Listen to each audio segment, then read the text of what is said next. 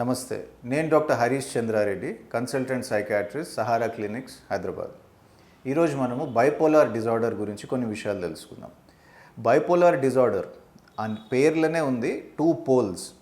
So two ఎక్స్ట్రీమ్స్లో ఒక మనిషి మనస్తత్వము, తన థాట్స్ ఫ్లక్చువేట్ అవుతుంటాయి. So what are the two poles? Mania and depression. So in between ఉండేది రకరకాల స్టేజెస్ ఆఫ్ బైపోలార్ డిజార్డర్ అన్నట్టు.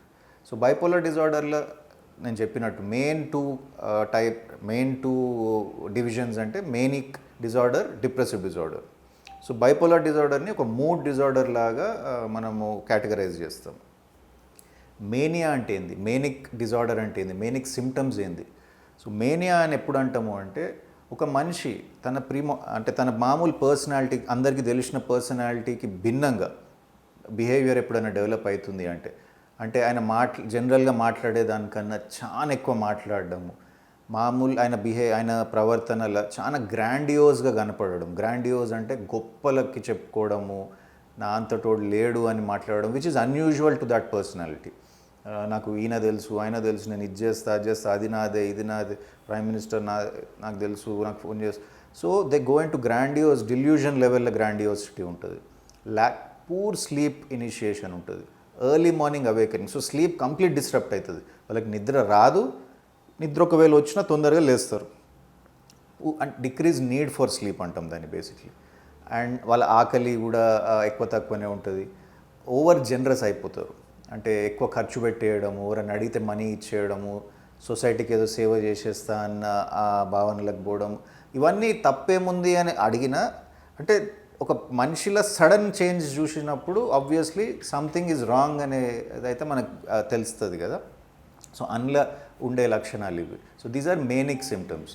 అండ్ ఓవర్ రిలీజియస్ అవుతారు, అంటే ఎక్కువ ప్రే చేసేయడము, ఎక్కువ గుళ్ళలకు, మాస్కులకు, మసీదులకు వెళ్ళిపోవడము, అవసరం కన్నా వాళ్ళ ఇదివరకు ఉన్న దానికన్నా ఎక్కువ చేయడము. So these are all manic phase. Bipolar డిజార్డర్లో ఒక మేనిక్ ఎపిసోడ్ అన్నట్టు ఇది. సో దాన్ని సమ్టైమ్స్ ఎట్లా అంటే, ఇన్ అ రేర్ కేస్ వాళ్ళు కూడా అగ్రెసివ్గా అట్లేమని ఉన్నప్పుడు ఇన్పేషెంట్గా ట్రీట్ చేయాల్సి వస్తుంది.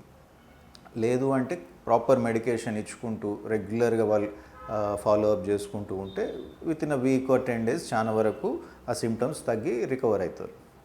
The other end of this pole, so ఒక మేనిక్ ఎపిసోడ్ వచ్చింది అంటే కొన్ని రోజులు ట్రీట్మెంట్ తర్వాత అది రికవర్ అవుతారు. కానీ రికవర్ అవుతూ ఉన్నది అంటే you should always be prophylactic treatment అంటాం. అంటే మళ్ళీ ఎపిసోడ్ రిపీట్ కాకుండా ఒక మెడిసిన్, ఒక 1 or 2 మెడిసిన్స్ స్లీప్ కోసం కాకుండా మూడ్ స్టెబిలైజేషన్ కోసం కంటిన్యూ చేస్తూ ఉంటాం. సో ఈ పీరియడ్లో ఎప్పుడన్నా there could be the other pole, depressive episode develop కావచ్చు.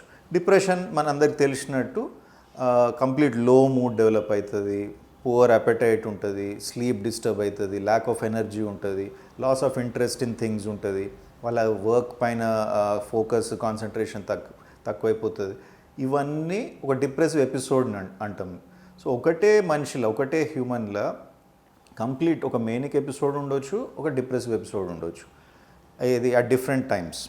So in a rare case with in short time, అంటే ఒక నెల రోజులు అట్లా కూడా ఉంటుంది. అంటే దాన్ని కొంచెం ర్యాపిడ్ సైక్లింగ్ డిజార్డర్ అని అంటాము. సైకిల్ లాగా, ఒకసారి ఇది, ఒకసారి అది, ఒకసారి ఇది, ఒకసారి అది. So basically this is the basic అంటే gist of how a bipolar disorder looks. Manic డిజార్డర్లో మేనియా లక్షణాలు చాలా ఓవర్గా, చాలా హైపర్గా, చాలా ఎక్సైటెడ్గా ఉంటారు. కంప్లీట్ ఉల్టా డిప్రెసివ్ ఎపిసోడ్ ఆఫ్టర్ ఒక మంత్ తర్వాత కావచ్చు, 6 నెలల తర్వాత కావచ్చు, సంవత్సరం తర్వాత, 10 సంవత్సరాల తర్వాత కూడా కావచ్చు. ఒక్క మేనిక్ ఎపిసోడ్ అయ్యి 10 సంవత్సరాల తర్వాత ఒక డిప్రెసివ్ ఎపిసోడ్ కూడా రావచ్చు. సో డిప్రెషన్లో ఉన్నప్పుడు దాన్ని తగ్గట్టు మేనేజ్ చేయాలి ట్రీట్మెంట్. అండ్ బోత్ బైపోలార్ డిజార్డర్లు ఎప్పుడైనా ఒక రిస్క్ ఆఫ్ సూయిసైడాలిటీ రిస్క్ ఉంటుంది. కాబట్టి చాలా వాచ్ఫుల్గా ఆ డాక్టర్ ప్రాపర్గా చెప్పిన అడ్వైస్ ఫాలో కావడం, ఫ్యామిలీ మెంబర్స్ కొంచెం అలర్ట్గా ఉండడం, అట్లీస్ట్ సిమ్టమ్స్ ఉన్నంత వరకు మాత్రం. సో ఇది చాలా important. So this is bipolar disorder. And దీనికి చాలా మంచి ట్రీట్మెంట్స్ ఉన్నాయి. మూడ్ స్టెబిలైజర్స్ అంటాము, లేకపోతే మూడ్ ఎలివేటర్స్ అంటాము, అండ్ థెరపీస్ కానీ వాట్ ఎవర్, అవసరమైతే ఎలక్ట్రోకన్వల్సివ్ థెరపీ కానీ, ఇవన్నీ very well recommended treatments and very good results ఇచ్చే ట్రీట్మెంట్స్లో భాగం. So I hope bipolar disorder గురించి నేను కొన్ని వాల్యుబుల్ పాయింట్స్ చెప్పినా అనుకుంటున్నా. మీకు తెలిసి ఎవరికన్నా బైపోలార్ డిజార్డర్ లక్షణాలు ఎవరిలో మీరు చూసినారు, మీకు తెలిసిన వాళ్ళలో ఎవరికన్నా హెల్ప్ అవసరం పడుతుంది అంటే kindly refer them to a psychiatrist near by. నమస్తే.